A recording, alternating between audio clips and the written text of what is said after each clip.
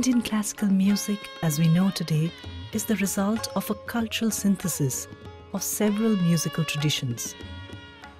It is akin to a meditative state that helps attain self-realization, and it is a form from where emanates all other musical forms.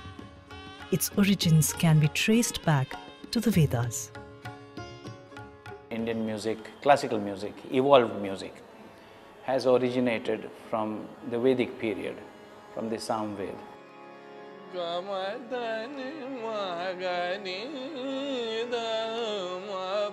प्राचीन music जिसे कहते हैं वो 1800 से 2600 साल पहले तक से उसकी गवाही मिलती है और उसके ग्रंथ हैं भरतनाट्य शास्त्र, भरतदेशी और संगीत Ratnakar.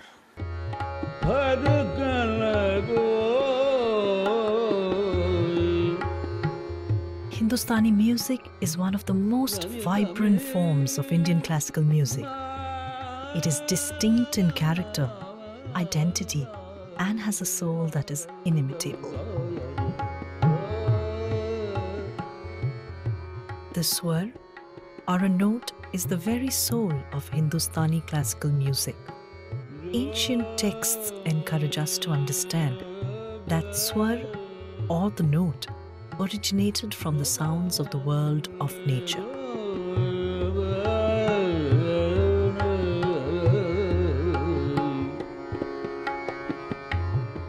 Sound which can be used for making music may be called as swara. 7 स्वरों के मजमूए को सप्तक कहते हैं. We have the 7 main swaras, sa re ga ma pa dha ni, sa repeats, you see, so that 7 swaras are main, and we go ascending it, that's an octave, that means the whole thing is called an octave. Then we come for avroha, descending it. Shuddha octave is sa re ga ma pa dha ni sa, sa re da pa ma ga re sa.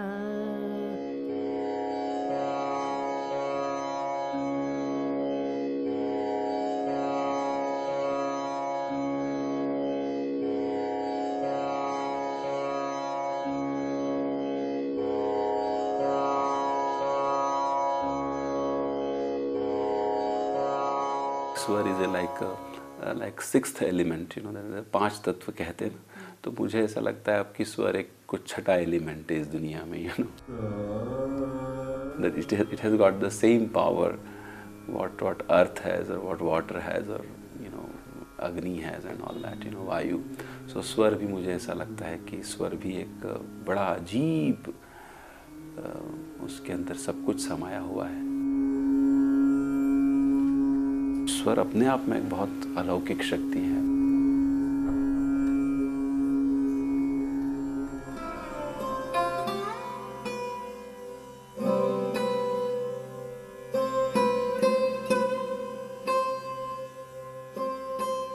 Notes come together in different ways to give birth to what we know as a rag.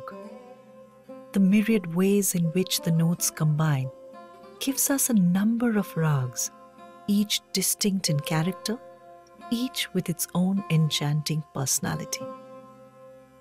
राग एक structure है, उसको बांधा हुआ है. कुछ सुरों को जब हम बांध के एक माला बनाते हैं, वो माला जो बन के तैयार होती है उसको राग बोलते हैं.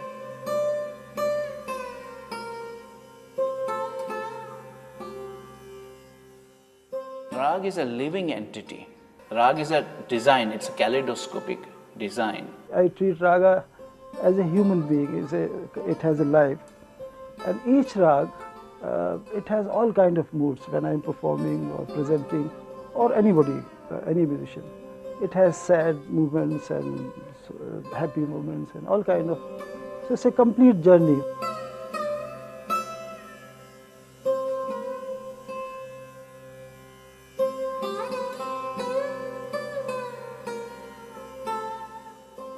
Rag, of course, has its own principles and factors, you know, which one has to abide by. Like, for example, the ascending and descending orders, the aroha, the nerve or energy centers of the rag, Vadi and Samvadi, then phraseology, which is Swar Sangati, then the form and shape of the rag, which is called Rag Swarup.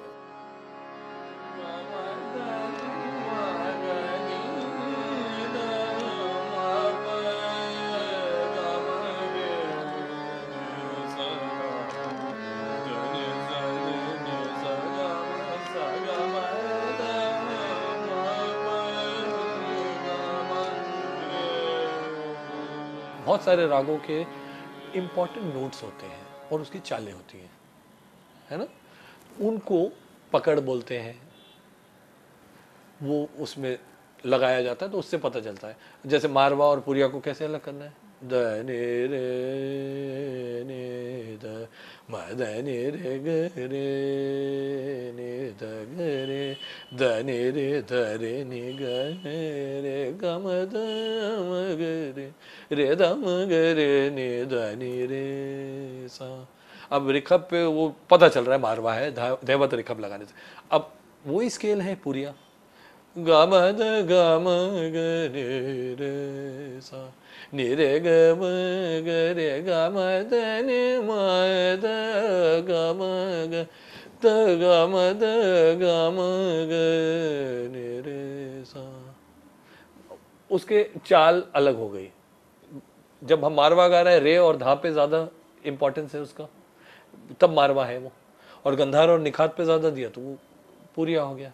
You know, it's a spontaneous creation. You cannot say it is a composition or composed. He's not composing actually, but it's improvising spontaneously.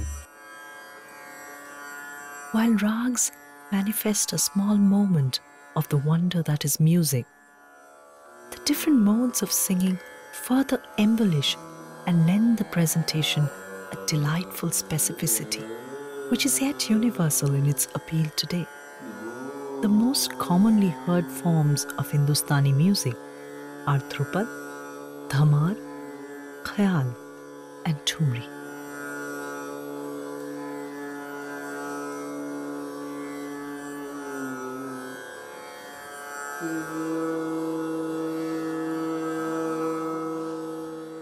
The Dhrupad was the first kind of form which came in raga music.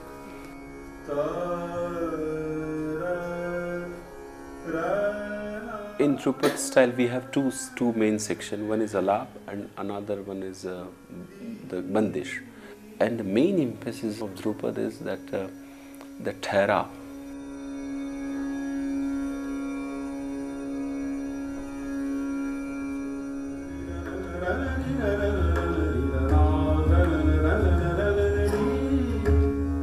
We have the second portion comes with the pakhavaj, that is bandish. And bandish has lyrics in it. It's the old form, and in olden period the bhakti was more. So there are a lot of composition dedicated to Lord Shiva, Rama, or goddess.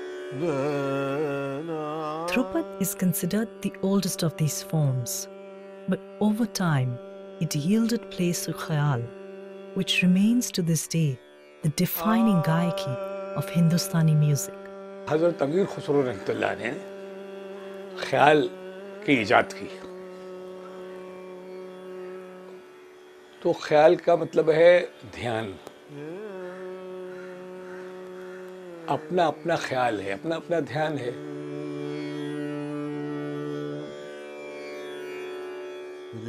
Khayal means imagination, means vistar, it means improvisation, means building up. So, on the basis of a thought, I build up, I explore. It's got parts of every other form of singing, like Dhrupad, Dhamar, Thumri, Tappa. It's got very beautiful parts of there. So it's a beautiful mixture, synthesis of all the forms of singing.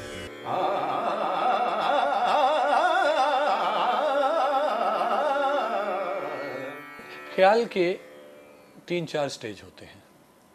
जैसे हम शुरू में थोड़ा सा आलाप करते हैं, उसके बाद हम बड़ा ख्याल गाते हैं। बड़ा ख्याल ऐसा है कि वो स्लो टेम्पो होता है।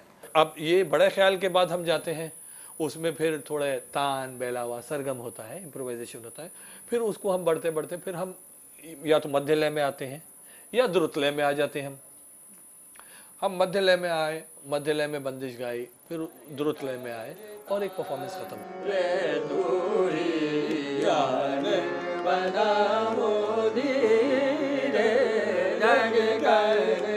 जो हिंदुस्तानी म्यूजिक का ख्याल है वो कैसा होता है, जैसे उसके सब पार्ट्स ले लो आप, तो वो एक कुदरती जैसे निज़ाम होता है। जैसे सुबह में सूरज होता है, वो एक हल्की सी धूप निकलती है, वो आलाप हुआ। वो थोड़ा ऊपर आया, परवान चढ़ा, थोड़ी धूप बढ़ी, उसमें विस्तार हुआ। फिर एकदम ही वो ब्राइट हुआ तो थोड़ी सरगम है ना, सरगम ताने आई, और फिर वो सनसेट हुआ, वो खत्म हो गया थी हमारे।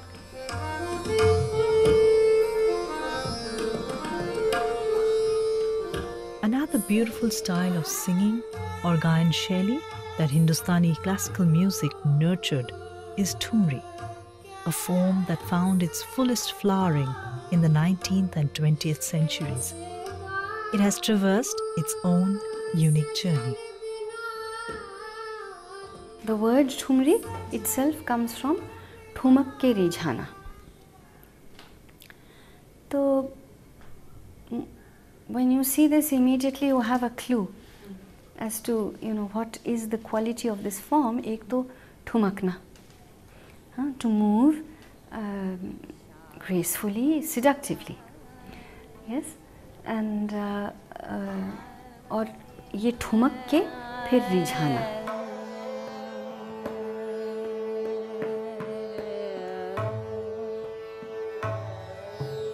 जब से शाम सिधार। In Thumri, particularly as we see it today and as we understand it today, we see the coming together of many aspects, many kinds of qualities, many kinds of shaili also. Certainly it draws from the notion of what is classical or marg sangeet. It certainly draws from that. And yet, there are interesting things about Thumri and the rag as it's used in Thumri, because it almost seems as if it's a rag in the making,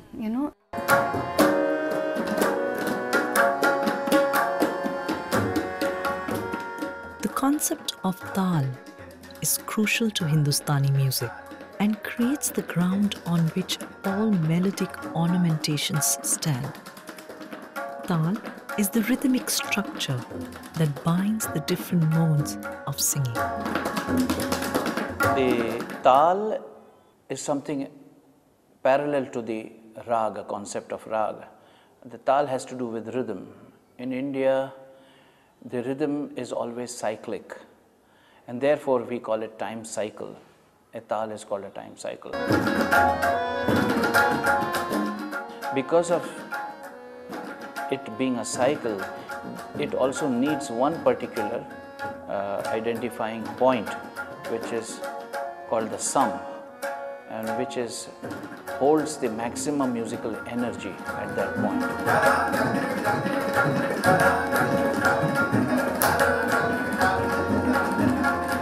Like teen tal, which is the most popular classical tal, widely used. It has 16 beats and equally divided into 4 parts. And the standard set of syllables known as theka is dha, dhin, dhin, dha, dhin, dhin, dha, dha, tin, tin, ta, ta, dhin, dhin, da, da. Many different kinds of rhythm and percussive instruments are used in Hindustani classical music. The tabla is most significant of them all. Used both as accompaniment and a solo instrument, it is integral to the Hindustani form. Well, the tabla is indispensable to any form of a classical recital. In terms of the khayal or the vocal part of it, the tabla has a slightly more subtle role to play because it keeps the theka, it keeps a meter going, and it keeps an aesthetics moving along as well.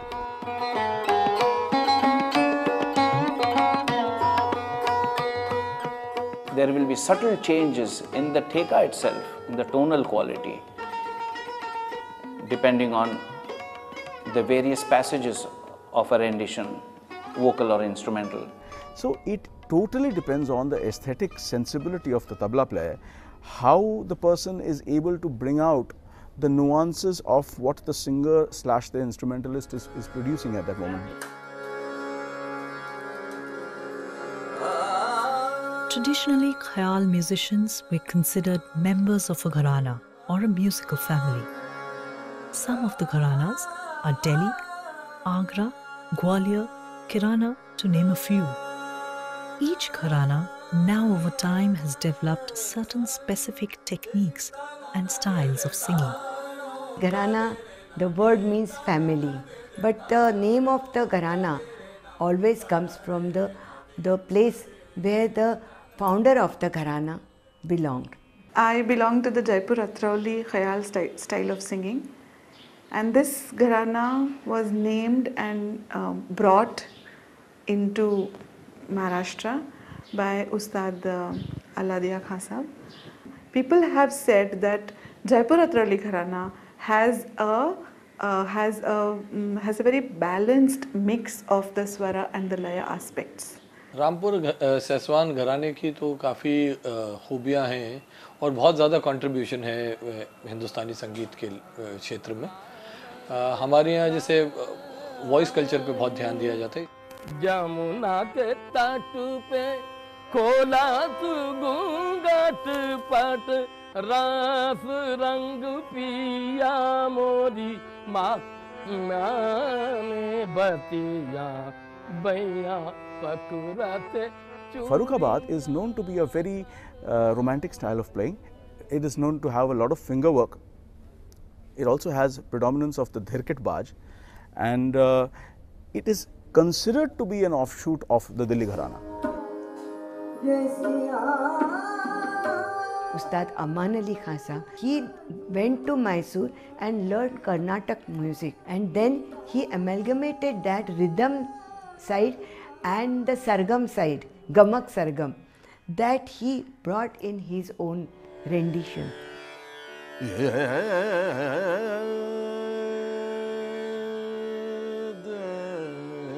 Banaras एकमात्र घराना है जिसमें ख्याल गायकी में आपको चारों अंग का फ्लेवर मिलेगा. उसको हम कहते हैं चारों पट का गाना. यानी ख्याल गायकी में ख्याल अंग भी मिलेगा, ध्रुपद अंग भी मिलेगा, ठुमरी अंग भी मिलेगा और टप्पा अंग भी मिलेगा. Hindustani classical music is primarily an oral tradition, a coming together of precision and passion, woven with the commitment and sadhana of generations of practitioners, and nurtured by the age-old practice of the transmission of knowledge, known as the Guru-Shishya Parampara. Musical knowledge is handed down sina basina, voice to voice, and heart to heart, from the master to the disciple.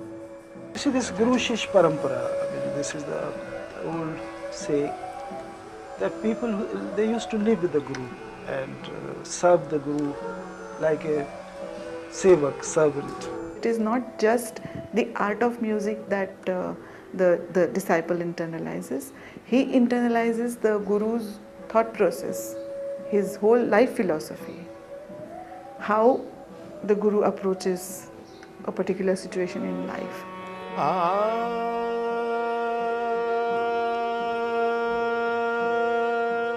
One doesn't need to necessarily live with the Guru. Today, these things are not possible because of the fast pace of life. But the bonding between a Guru and a Shishya is the crux of the whole parampara. Fortunately, in Indian music field, I have found still Guru Shishya Parampara is surviving. They treat music like prayer. Is there more to a performance than what we see on the stage? Is it just a culmination point for an artist, or is it a moment in the artist's endless journey? Is it a reassurance, a milestone on that journey, and a place that gives an artist the incentive to carry on?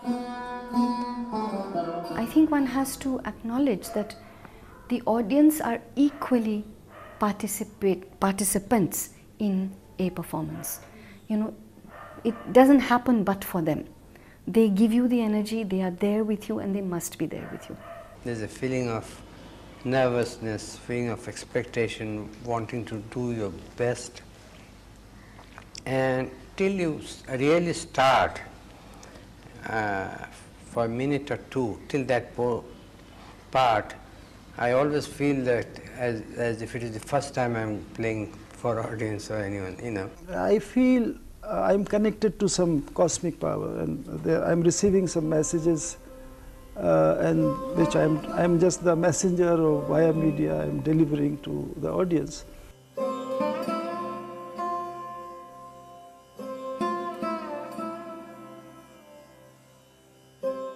Somewhere at the core of Hindustani classical music is the seed of spirituality, a state of centered calmness, a state that elevates the soul, that connects it with the divine.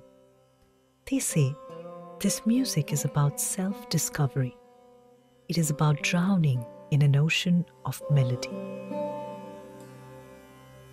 A musician spends years learning, practicing, assimilating, performing, thinking, researching, disseminating. After all this comes a stage when he goes beyond the obvious into a different realm, when the absolute purity of sound envelopes him, and he goes through an experience which can be termed as anubhuti. You and music, there is nobody. There are moments where there is no feeling in my mind and in my body, you know. It becomes like it's like shunya ki sthiti jo hote na. Sometimes you feel like you are nowhere. You forget yourself. Your sense and your thinking of music becomes very closely connected to some superpower. It cannot be captured in one place or another.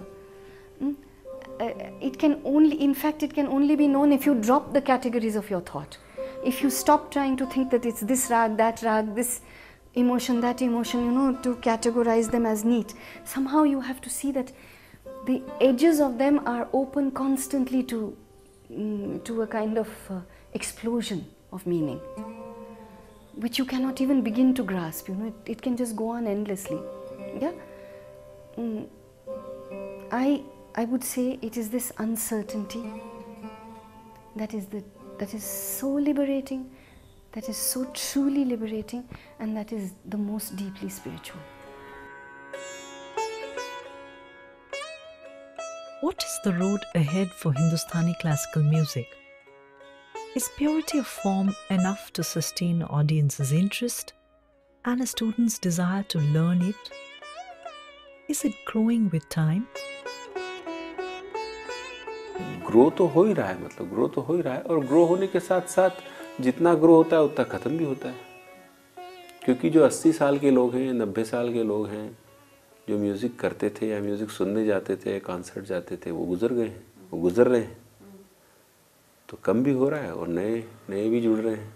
There are tremendous performers coming up. There are people who are practicing really hard and who are doing brilliantly. The only thing is that the market has slightly diminished. But then the market even for the audio CD has diminished. Does that mean that music is going to end? खत्म नहीं होगा, खत्म बिल्कुल नहीं होगा, क्योंकि जब तक राग और स्वर की शक्ति है तब तक ये खत्म नहीं होगा. As our music is, the classical music that is, it has never stood still. In the hands of creative people, it has always added and being enriched.